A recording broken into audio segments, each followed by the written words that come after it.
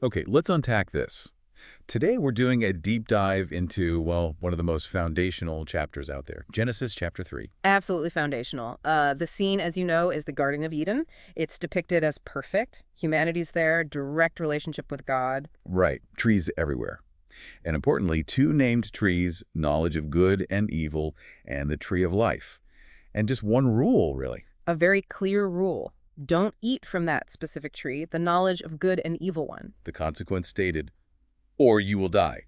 Pretty stark. Very. But then, a new character arrives.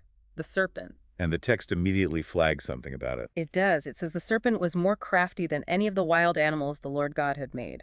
Craftiness is its key trait here. And it goes straight for the woman. Mm-hmm. And its opening line. It's not a direct command, is it? No, it's subtle. It's a question. Did God really say, you must not eat from any tree in the garden? Which is, well, that's not what God said at all.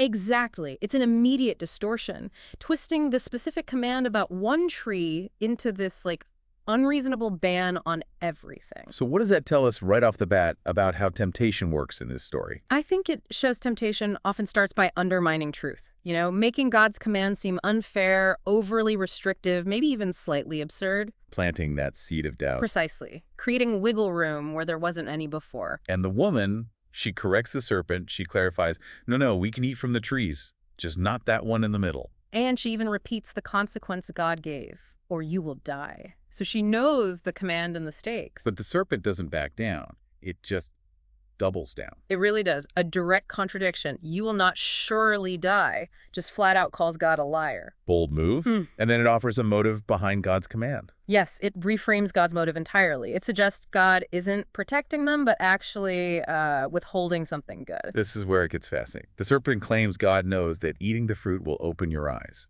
And the kicker, you will be like God, knowing good and evil. So it flips the script.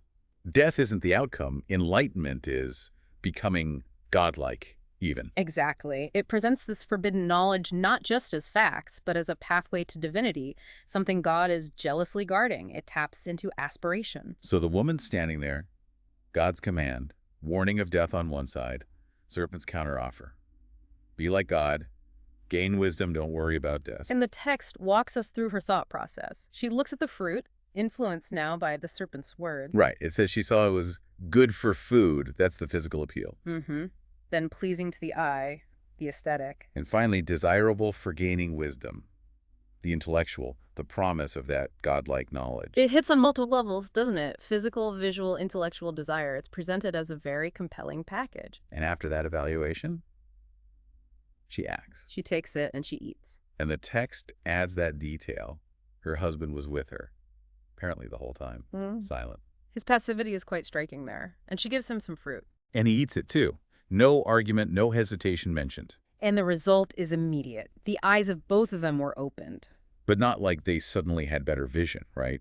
It's a different kind of seeing. Exactly. It's an internal shift. Their immediate realization is they were naked. Something that presumably wasn't an issue moments before. Now it triggers shame. Shame, yeah. And immediate action based on that shame. They start sewing fig leaves together, making coverings for themselves. Their inner state changed, and it led to this outward action. And that new state, this awareness, the shame, maybe fear really comes out next. When they hear God, the sound of the Lord God as he was walking in the garden in the cool of the day. Instead of greeting him, what do? They hide. They try to vanish among the trees. Avoidance. And God calls out that famous question, where are you? It's poignant, isn't it? And the man's answer tells you everything. What does it say? He says, I heard you in the garden, and I was afraid because I was naked, so I hid. So he directly links the fear and hiding to the nakedness. Which, as the narrative implies, came from eating the fruit. The consequence of their opened eyes is fear and separation. God then asks the clarifying questions. Who told you that you were naked? And crucially, have you eaten from the tree that I commanded you not to eat from? God connects the dots for them, or rather asks them to connect the dots. And this is where the blame game starts, isn't it? Oh, immediately. The man's response.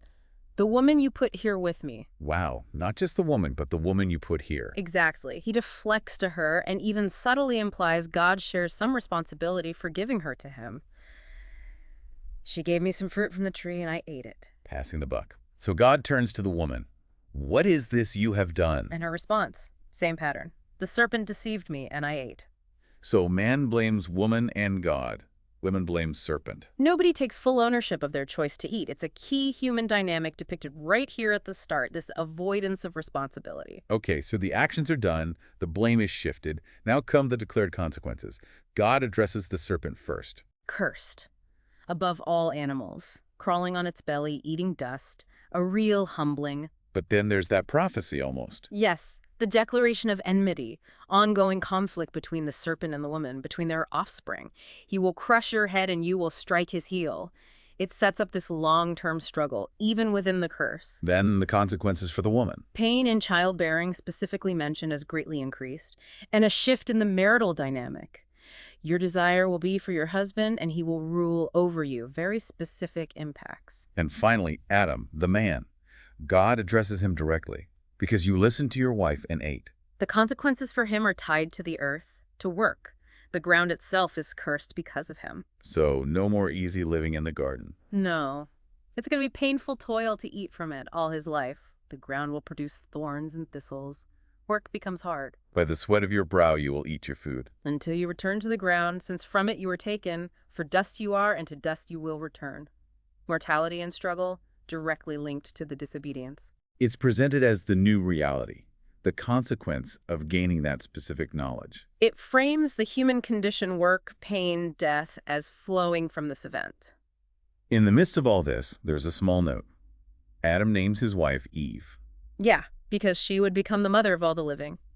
A look towards the future, even then. And another interesting detail, God provides clothing. Right. They tried fig leaves, but God makes them garments of skin and clothes them.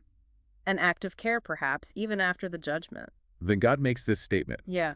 It almost sounds like the serpent was right. The man has now become like one of us, knowing good and evil. It does echo the serpent, but the context is key. God says this right before deciding to banish them. Why?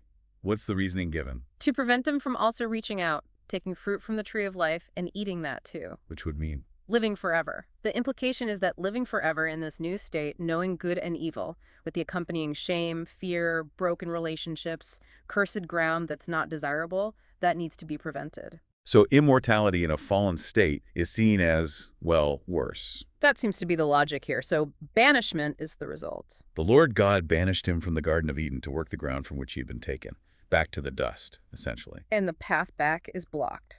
Cherubim, a flaming sword, guarding the way to the tree of life. No going back. Wow. So when you step back from Genesis 3, it's easy to see why it's resonated for millennia. It tackles huge themes. Absolutely. The nature of temptation, how choices have consequences, both immediate and long-term. Responsibility or the lack of it. The origin of struggle, pain in childbirth, hard work, even death itself. This narrative offers an explanation, a why, for so many aspects of the human condition as described here. And it really forces you to think about knowledge. Is all knowledge good? The serpent frames knowing good and evil as becoming like God, but the result seems to be, well, catastrophic in the narrative's terms. Shame, fear, exile. It raises that question about the cost of certain kinds of knowledge or awareness. What kind of wisdom was gained, really? And was it worth the price paid, according to this story? Exactly. So maybe something for you, the listener, to ponder. What does this account really suggest about knowing good and evil? How does that kind of knowing compare to just knowing? Yeah. Or perhaps to obeying or trusting? Is all knowledge equally desirable? And what might be the unforeseen costs of seeking it, based on what we've just unpacked? Lots to think about there.